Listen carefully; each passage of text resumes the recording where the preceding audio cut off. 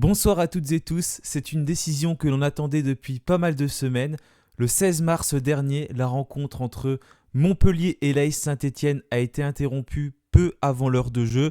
Je rappelle, des supporters montpelliérains qui ont largement et même trop largement manifesté leur mécontentement dans les tribunes suite au deuxième but stéphanois qui envoyait quasiment définitivement Montpellier en Ligue 2.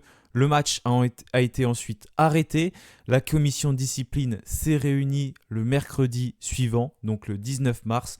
Le dossier a été placé en instruction et on attendait donc tous cette fameuse date du mercredi 2 avril afin de savoir quelle serait la décision définitive de cette rencontre. Et cette rencontre a été gagnée finalement par l'AS Saint-Étienne sur le score de 2-0. C'est donc la première victoire à l'extérieur. On va y revenir dans quelques instants. Et pour cette occasion, j'ai aussi mis le maillot qui a été donc vendu avant le match contre Paris pour défiler dans le cortège puisque le chaudron ne se dissout pas. Et il y a aussi pour l'instant de bonnes nouvelles de ce côté-là, même si bien évidemment tout n'est pas encore fait et la véritable décision, si les groupes de supporters seront dissous ou non, n'a pas encore été prise. Le club stéphanois devra apporter des informations supplémentaires, mais pour l'instant il y a un sursis. On va en parler dans quelques instants. Juste avant de débuter, n'oubliez pas de vous abonner, de liker la vidéo et on se retrouve juste après le générique.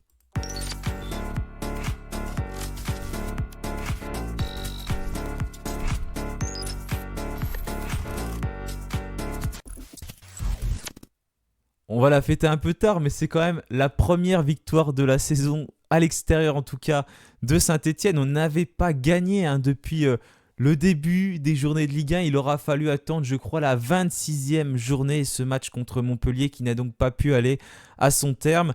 On était même réduit à 10 et finalement, on avait réussi à marquer un deuxième but par l'intermédiaire de Lucas Tassa. Il ne restait plus que 30 minutes à tenir pour les Verts afin de savoir si on allait remporter ce premier match. Finalement, après l'arrêt, donc la commission de discipline de l'LFP s'est réunie. J'ai attendu très très longtemps. Là, il est 23h. La décision vient de sortir. D'habitude, ça sort plutôt aux alentours de 20h30, 21h. Là, ça a mis très longtemps, 23h. Et je voyais de nombreux supporters stéphanois sur les réseaux sociaux qui attendaient aussi. Et donc, Saint-Étienne s'impose et ça change beaucoup de choses au classement. Là, je vous mets la décision. Donc, ça, c'était pour dire que le dossier était placé en instruction. Et là, c'est la vraie décision par rapport à la gravité. Et puis il y a également la fermeture de la tribune. Donc je pense qu'il y a les ultras du stade de la Mosson jusqu'au 30 juin prochain. Donc ça, c'était également attendu, bien évidemment, après les incidents qu'il y a pu avoir dans ce stade donc, lors de cette rencontre.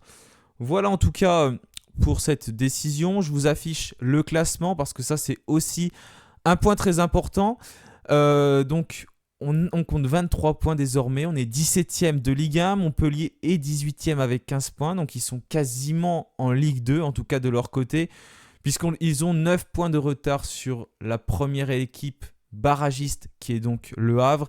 Il reste 7 journées de Ligue 1, 21 points à prendre.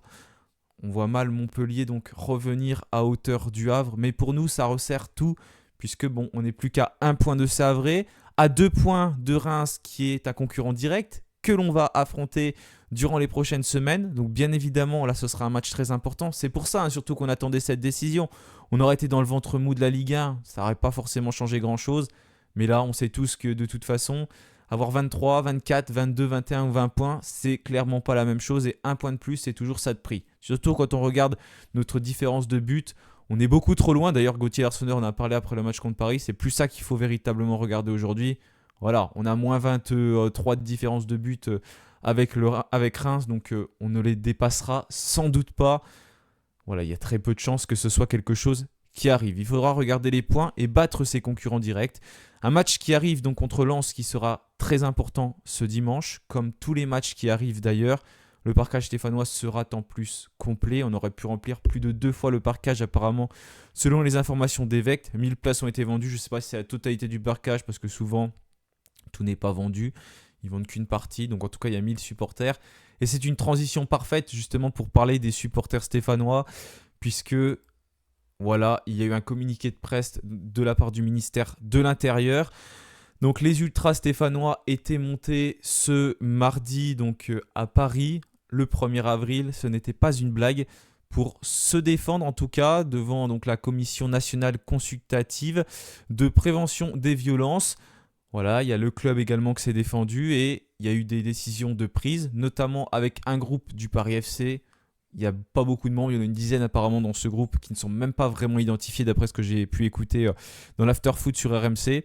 Donc la Légion X devrait être dissous, mais par contre il y a un sursis pour les groupes de supporters stéphanois, donc que ce soit les Green Angels et également les Magic Fans. D'ailleurs, la ministre des Sports s'est encore parlé ce mercredi.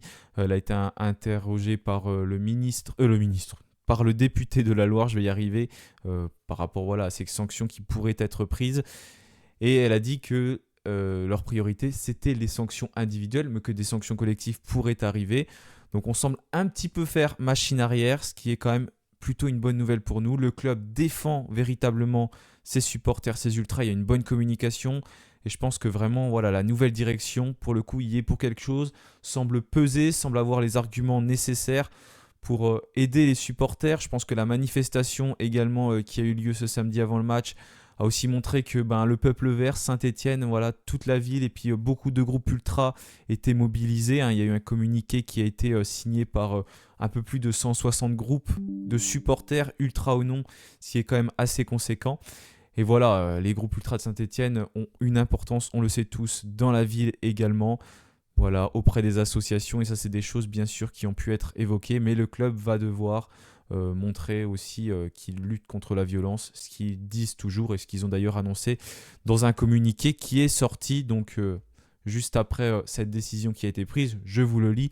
L'AS Saint-Étienne salue la décision du ministre de l'Intérieur après avoir entendu l'avis de la commission consultative de prévention des violences lors des manifestations sportives d'ouvrir un dialogue permettant d'imaginer ensemble des solutions efficaces sur le long terme pour éliminer la violence et les discriminations des stades tout en préservant le rôle clé joué par les groupes de supporters dans l'animation des tribunes et la vie sociale de sa ville. Donc on imagine que le club va pouvoir beaucoup argumenter là-dessus et défendre ses supporters.